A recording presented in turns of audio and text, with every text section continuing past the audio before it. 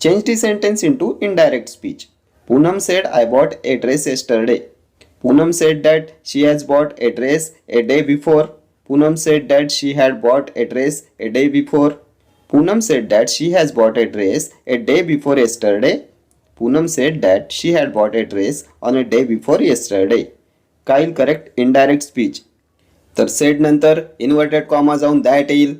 That that that that चारही ऑप्शनमध्ये that आले. नेक्स्ट काहीतरी शोधा. बॉट आहे, V2 आहे, सिम्पल पास्ट आहे. V2 इनडायरेक्टमध्ये कशात चेंज होते? तर सिम्पल पास्ट चेंज होईल पास्ट परफेक्ट टेन्समध्ये. V2 चेंज होईल हॅड प्लस V3 मध्ये वर्बच्या थर्ड फॉर्ममध्ये.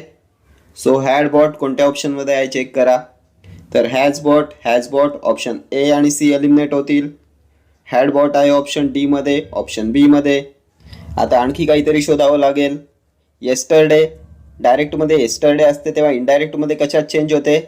ए डे बिफोरमध्ये होईल की ए डे बिफोर येस्टरडेमध्ये होईल? तर येस्टरडे ए डे बिफोरमध्ये चेंज होईल. ए डे बिफोर येस्टरडेचा अर्थ होईल येस्टरडेच्या पण एक दिवस आधी, परवा होईल, मिनिंगच चेंज होईल. सो ऑप्शन डी सुद्धा एलिमिनेट होईल. ऑप्शन बी येईल तुमचं करेक्ट आन्सर. येस्टरडेसाठी होईल ए डे बिफोर.